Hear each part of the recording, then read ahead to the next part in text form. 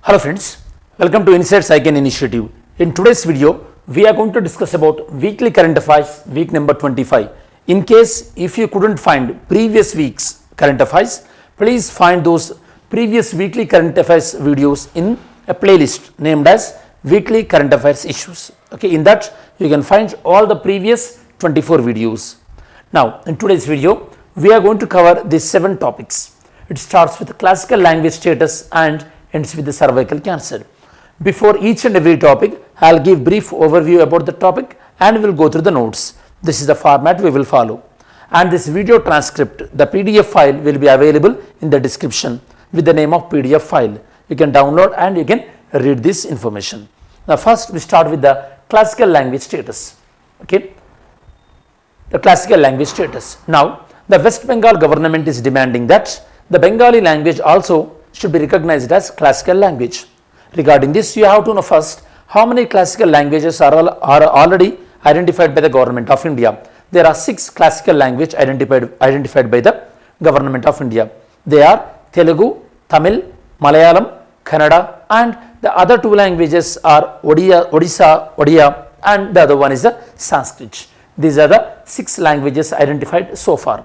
Okay. Now out of these, if Bengal's one is accepted, it is going to be the 7th one. First we have to know what are the advantage if a particular language identified as a classical language. Apart from that, what are the requirements as well we have to see. Now we will see both of them. Let's see first why it is in news. West Bengal Chief Minister requested the Union government to include Bengal as a classical language. To get the recognition as a classical language, following criteria has to meet. First one, it has to be there and that language has to have at least the history of around 1500 to 2000 years of history. The second one is it must contain ancient literature. Suppose the ancient literature, it must be considerable value in heritage, and this it should be valued by at least few generation, this ancient text. For example, different languages have different authoritative text like Vedas in Sanskrit language. In Telugu also such kind of authoritative one. In Kannada there must be some authoritative text. In that way the language must have authoritative text. Next, the literary tradition. What are the language tradition? It must be unique and original. That means the language should not be originated from other language. If that is the condition, then it won't get the identity as a classical language. Next, and this language must be different from the modern language. And one more thing you have to identify, this classical language, it may have certain discontinuity as well, because few generation they may not speak this language. It doesn't matter, even though there is a discontinuity, it doesn't affect the identification process.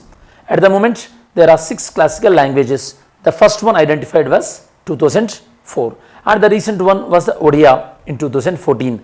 Benefits, these are the following benefits. 2 major annual international awards for scholars belong to this classical language, they will be given by the Union government. Second, Center of Excellence for Studies in Classical Language will be set up. And the third one is UGC is making rules that classical language, all the classical languages related professional chairs, they will be set up in the central universities. So these are the benefits which a classical language will get. Apart from that, of course, national identity also will be given. And Bengali language, regarding the Bengali language, Bengali is the official language of Bengal and the 2nd most spoken language in India after Hindi, and 7th most spoken language in the world. And Bengali is written, this is the unique feature, from left to right, like other languages. But the point here you have to understand is, did you remember Indus Valley civilization is the Bastro-Phaeton script. They used to write that from left to right and right to left. So this is about the topic number 1. The second topic, this is related to environment and BS norms. The students, BS stands for Bharat Stage. We are now implementing the Bharat Stage 6. Then what is the context? The present context is Supreme Court directed the Union government. Okay, according to Supreme Court direction, Supreme Court is expecting that there must be a policy drafted by Union government regarding the implementation of BS6 norms in the heavy vehicles. Supreme Court observed that these BS6 norms are not being followed by the heavy vehicles according to the policy. Now, in this context, first we will try to understand BS norms, and apart from that, what are the advantages and what are the main differences between the BS4 and BS6 we are going to examine. First, let us observe BS standards. Actually, we borrowed this concept from the European standards. In Europe, they have the Euro standards, and according to that, on similar lines, we are now following the Bharat standards. Okay, Bharat stage.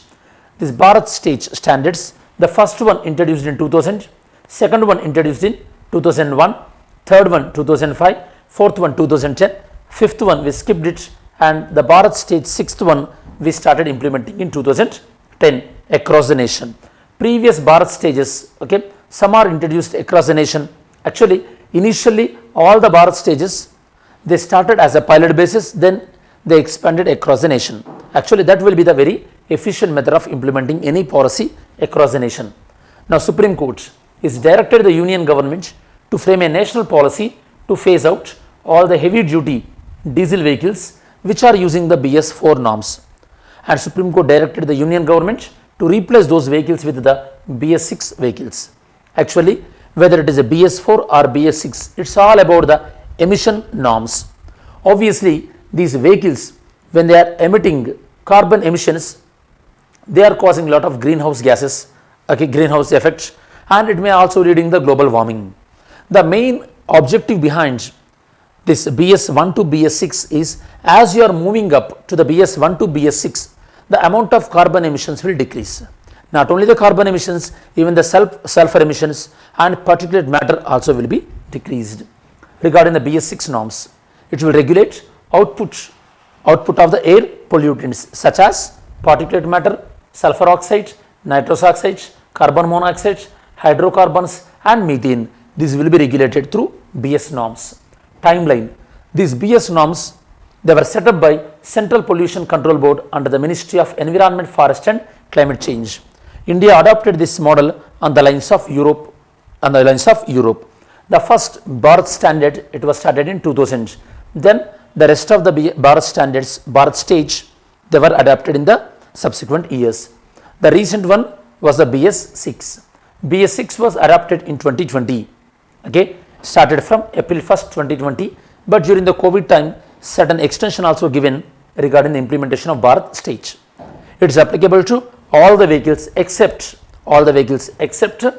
of highway equipment, such as vehicles related to tractors and loaders and excavators. Except these vehicles, for the rest of the vehicles, Bharat stage norms are applicable. Difference between the Bharat stage 4 and stage 6.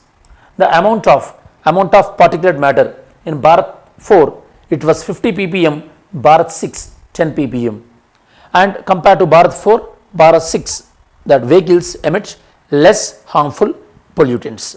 This is about the Bharat stage 6 norms. Next one is UNESCO.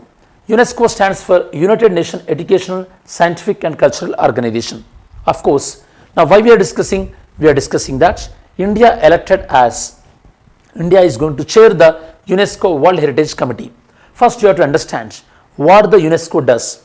UNESCO identifies culturally and heritage point of view important structures, and UNESCO also involves in promoting education and scientific empowerment in the children. And any places culturally important, they will be identified by the UNESCO and they will be given the recognition. Once a particular site get recognition, then obviously it will get adequate assistance and protection nature as well. Now tell me students, from India, how many places identified under UNESCO list? How many places identified under the UNESCO World Heritage Site? Now India is going to act as the chairman of this UNESCO Heritage Committee. What is this UNESCO World Heritage Committee does?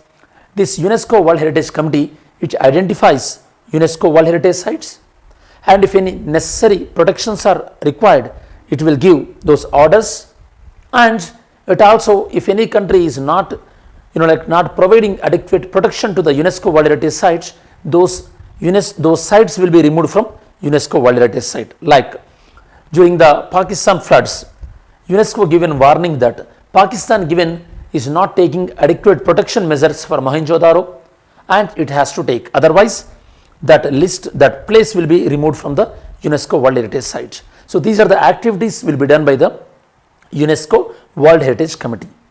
These are some of the following places identified by the UNESCO World Heritage Sites. Okay, the recent one was about the Hoysala site, and of course, and Shantiniketan, both were identified at one go, 41 and 42. Before that, it was the 40th place was Dholavira, 39th place was the Harappa. India took as a chair of the UNESCO World Heritage Committee for the first time the World Heritage Committee. This World Heritage Committee is responsible for the implementation of the World Heritage Convention.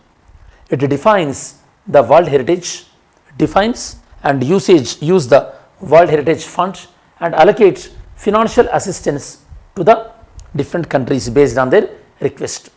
And it is the final authority which will decide in whether a particular place to be included under World Heritage List or not. It examines the reports on the conservation status of the places.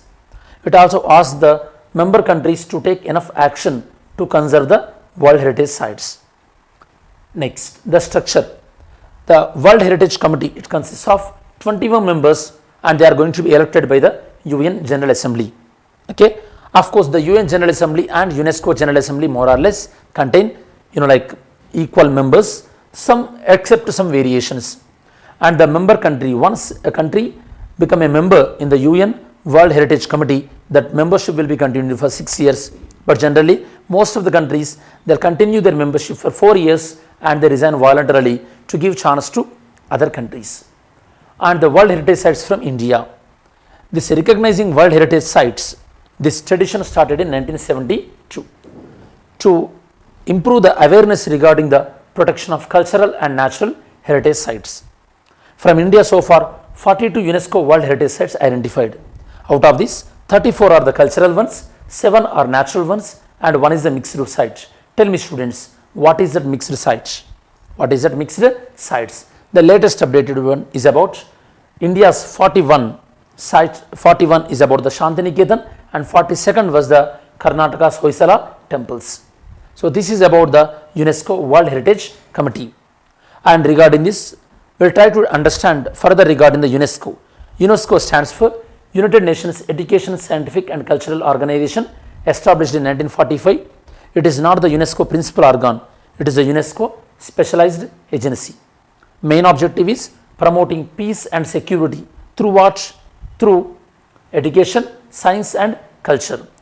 Some of the initiatives of UNESCO are the World Heritage Site Program, the Education for Sustainable Development Program and the Global Geoparks Network. These are the initiatives of UNESCO. Next, we are going to discuss about the River Congo. Why we are discussing the River Congo? Because of the River Congo floods. Okay, around 300 people they lost life in countries Democratic Republic of Congo as well as the Republic of the Congo. In these two countries, that is the reason we are discussing this Congo River. Congo River is one of the major river related to the Western Africa and it is the second largest river in Africa after the river Nile. Let's see, the Congo River flood, it claims around 300 people lives, majorly in the countries of Democratic Republic of Congo and Congo Republic. Regarding the Congo River, it is the West Central African river. It is also known as River Zaire. It is Africa's second longest river after River Nile and the 9th longest river across the globe. These are the countries through which this river flow. Course, it starts in the highlands of northeastern Zambia. It starts in this part of the world, okay, Zambia, and it flow towards the northeast. Then it drains into Atlantic Ocean. It drains into Atlantic Ocean. Where it is starting? Zambia. Then it flows through these countries and go through Atlantic Ocean. And in its course, it consists of mainly rainforest and it crosses the equator twice. Very, very important. The river which crosses the equator twice, that is the River Congo. Next, it is one of the deepest river in the world, second largest in terms of river flow and important tributaries are Ubangi, Sangha and Kasai. These are the important tributaries of river Congo. Next one is regarding the Hanley Passport Index. You know that the passport will be more powerful. It is based on to how many countries and to how many destinations you can visit with this kind of passport. Okay, if your passport, okay, through that with the help of your passport, if you are able to visit as many number of countries without visa, that means your passport is powerful enough. Now in this concept we are going to discuss about what is the most powerful passports and what is the India's rank and what is the least powerful passport. We will try to understand these aspects. The average number of visa free destination, that means destination which don't require visa. This average number of destination which don't require visa, they are nearly doubled compared to 2006. And according to Hanley Passport Index 2024, this index is about original and authoritative ranking of all the passports through which number of destination can go without the proper visa. This index started giving ranking in 2006 and this old name of this index was Hanley Passports Visa Restriction Index. Next, this index included 199 different passports and it also included the data from the 227 different travel destinations. The score will be given based on how many destinations you can visit with that kind of passport in a visa free manner. The most powerful passports here: France, Germany, Italy, Japan, Singapore and Spain. These are the top most powerful countries. India ranked 80th in the list, and with India passports we can visit to 62 countries without any visa. And the least powerful passport is Afghanistan. It is in the bottom spot in this list. Next topic is geographical indication tag. So geographical indication tag is about, because when a product is a very popular in a particular place, so that product, that particular place will be given that identity, that is known as geographical indication tag. That means because that product is got a special name because of that place, and the same product cannot be manufactured in other places because that name attributed to that place. So this kind of protection given in the form of the GI tag. Recently a good number of products from Odisha, they got GI tags. Now we are going to discuss about that. Actually GI tags comes under the intellectual property rights. They are in line with the World Convention on the Intellectual Property Rights. Now we are going to understand further. There are 7 products from Odisha, they got geographical indication tag, and it is a sign used for products that are specialized in a particular place and they possess qualities because they manufactured in that particular area. That is the essence of the GI tag. Intellectual properties. GI tags, they comes under the Paris Convention for the Protection of Intellectual Properties. Protection offered. Generally, once a product gets GI tag identification, that will be valid for the 10 years, but it can be renewed as well for the next 10 years, and it helps in protecting the interest of the original products. Next, legislation. This following legislation, that is Geographical Indication of Goods Act 1999, it covers the GI tags, and the GI tags are applicable to following products: agriculture products, foodstuffs, wine and spirit drinks, handicrafts and industrial products. Popular GI tags includes Darjeeling tea, Kanchipuram silk, Basmati rice and Pashmina shawls. Now we will try to understand which products from Odisha got GI tags. The first one is Dongriya Kabdanga. Okay, so Kabdanga shawl, which is from Dongriya tribe, and Lanzia Saura painting. This Kabdanga shawl, it is mainly, this is woven and embroidered by Dongriya Kond tribe. This tribe mainly located in Odisha's Rayagada and Kalhandi district, and this tribe is belong to particularly vulnerable tribal groups. Tell me students, which state is having highest number of PVTG communities? And the second one is Lanzia Saura painting. This Lanzia Saura painting. This is one of the oldest tribal art form and it is belongs to the Lansia Saura community. It is also the PVTC and largely residing in Raigada district of Odisha. Next one is about the like Koraput Kala Zira rice we are discussing, and the fourth one is the Simlipal Kai chutney. Simlipal Kai chutney and the black rice. Actually this black rice is nutritionally very rich, okay, and this one is made from the red ants. Actually the chutney is claiming that it enhances the immunity.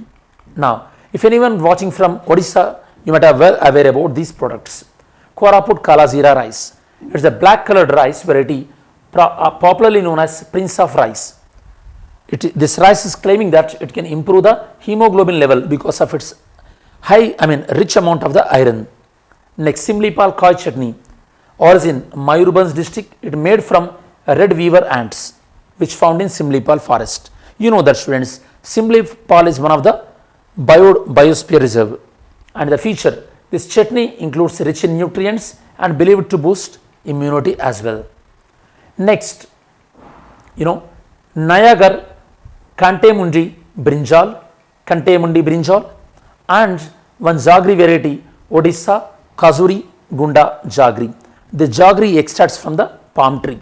Let's see this black colored this brinjal variety with pricky thorns on the stems, and this can be grown without any pesticide as well, because this plant variety, this plant speciality is it contains a good amount of resistance against insect.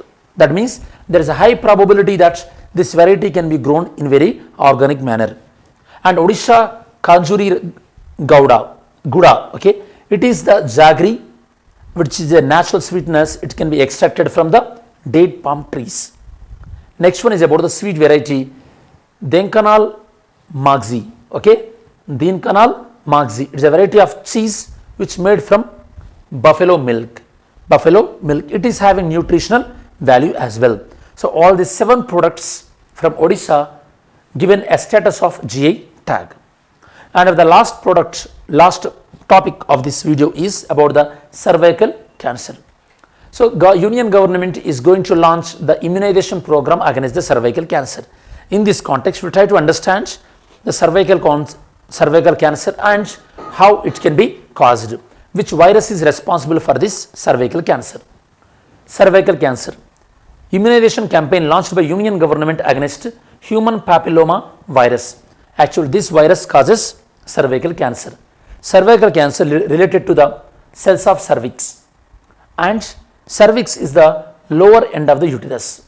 This is the uterus, and the lower end of the uterus is known as cervix. It is present behind the vaginal wall. And when a person infected with this virus, initially sometimes virus infection might be cured, but the virus which is stayed in those cells for a long time, it may cause cells to carcinogenic, and it may turn the normal cells into cancerous cells because of the mutations in the cell growth. The causes human papilloma virus, it causes sexually transmitted infection which can affect skin, genital areas and throat. When exposed to HPV normally, body's immune system typically prevent this virus from harming, and even this can be prevented by using antiviral medication as well. For this cancer, there are different types of vaccines are available. Quadrivalent vaccine, bivalent vaccine, the vaccine brand with brand name of Cervarix, non-violent vaccine with the brand name of Gardasil 9. These are the vaccines available against cervical cancer. Prevention, it can be prevented by improving public awareness about vaccination and universal vaccination to the women between the age of 9 to 14 years, and early screening for the cervical cancer. By going for early screening, this cancer can be preventable. This is about cervical cancer. Now yesterday's video question, consider the following statement regarding the ICC. Okay, it has jurisdiction over 4 crimes as all countries except US, China, Russia, India are parties to the Rome Statute. Not all countries, so many countries are not part of the statute. The ICC is not part of the United Nations system. Yes. So the answer must be 1 and 3. Today's video question. So the first question is, which one of the following is part of the Congo basin? Because we discussed about the Congo river. Next question is, which one among the following is India's first mixed world heritage site? Mixed world heritage site. Next question is, which of the following pairs are correctly matched? Pick the one, national park and respective rivers. Now, so these are the today's MCQs, today's video's MCQ. Now, so now in this video, we discussed about weekly current affairs of week number 25. This is about the detailed analysis regarding this weekly current affairs, and thanks for watching.